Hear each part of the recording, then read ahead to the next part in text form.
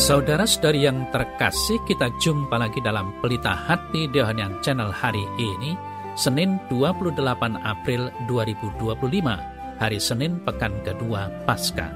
Bersama saya Romo Thomas Suratno SC dari komunitas SC Teluk Betung, Bandar Lampung, mendengar dan merenungkan sabda Tuhan, yakni firman Tuhan yang tersurat dalam Injil Yohanes, bab atau pasal 3, ayat 1 sampai dengan ayat 8.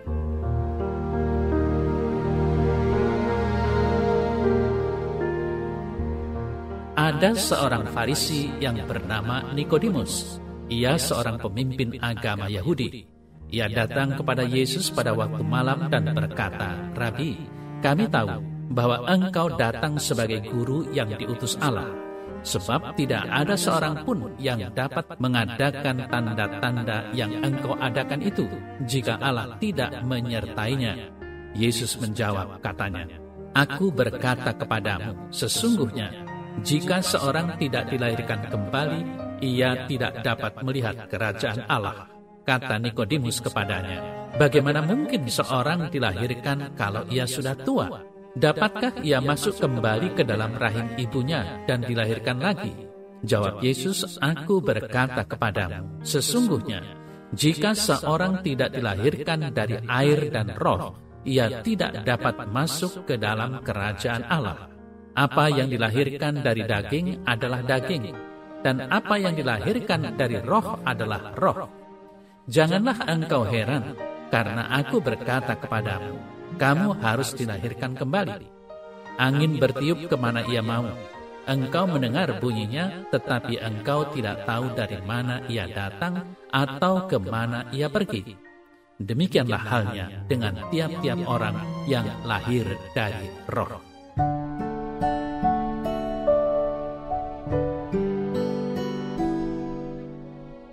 Saudara-saudari yang terkasih, Nikodemus memang mengagumi Yesus sebagai guru yang datang dari Allah dan sebagai pembuat mukjizat. Ia diajak berani mempercayakan hidupnya kepadanya. Nikodemus kemudian disebut-sebut dalam beberapa tulisan apokrif seperti Injil Nikodemus, Nikodemi Evangelium, sebuah dokumen yang diterbitkan pada abad ke-16. Berdasarkan tradisi Kristen, Nikodemus dianggap sebagai salah satu martir pada abad pertama. Oleh Gereja Katolik Roma dan Ortodoks Timur, Nikodemus dihormati sebagai santo dan perayaannya diperingati pada tanggal 3 Agustus. Dalam Injil, Nikodemus diperkenalkan sebagai orang yang berhati lurus, setia, namun yang ketakutan, bahkan tidak memahami Yesus pada waktu berhadapan muka dengannya. Saudara-saudari yang terkasih, dilahirkan kembali adalah gambaran pembaptisan supaya kita dapat melihat kerajaan Allah. Dengan dibaptis, seseorang dianugerahi Roh Kudus supaya ia menjadi manusia baru. Ia diangkat menjadi anak Allah. Hidupnya dijiwai dengan martabat ilahi dan dosa-dosanya diampuni, baik dosa asal maupun dosa yang ia lakukan secara pribadi. Dengan demikian, ia dapat masuk ke dalam kerajaan Allah dan hidup bersatu dengan Allah. Saudara-saudari yang terkasih, kita yang sudah dibaptis mestinya juga sudah dilahirkan dari Roh Kudus. Kita mestinya tidak hanya menjadi orang yang tahu banyak hal mengenai Tuhan, tapi juga diharapkan mau dihidupi oleh pengetahuan kita mengenai Tuhan itu, sehingga martabat kita sebagai anak-anak Allah sungguh nyata dan dapat dirasakan oleh orang lain. Saudara-saudari yang terkasih, bagi semua orang yang telah dibaptis, hendaknya memiliki kemampuan mawas diri yang berarti hanya mengabdi Tuhan saja dan menolak godaan setan dalam hidup sehari-hari. Karena kita beriman kepada Yesus penyelamat dunia, maka lingkungan hidup kita juga disucikan alias dipersembahkan seutuhnya kepada Tuhan. Rahmat baptisan merupakan dasar hidup beriman kepada Yesus Kristus. Maka jika kita setia pada rahmat atau janji baptis, maka dengan mudah juga kita setia pada panggilan hidup kita masing-masing. Saudara-saudara yang terkasih, kita harus terbuka akan kenyataan bahwa hidup sebagai anak-anak Allah berkat baptisan yang kita terima bukanlah hidup yang mudah kita wujudkan dalam kehidupan kita sehari-hari. Tidakkah seringkali kita masih hidup seperti orang lain yang tidak menerima baptisan, walaupun kita sudah dipermandikan?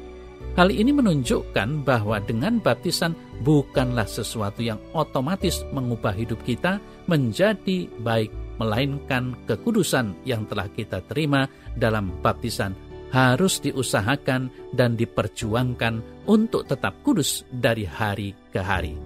Maka, saudara-saudari yang terkasih, marilah kita berdoa memohon kesetiaan kepada Kristus Tuhan kita, supaya kita benar-benar dapat menjalankan hidup sebagai umat Kristiani yang baik dan sesuai dengan apa yang dikehendaki oleh Tuhan sendiri, sehingga kita berani berharap dengan baptisan yang telah kita terima, kita akan dimeteraikan untuk masuk ke dalam kehidupan kekal dalam kerajaan-Nya.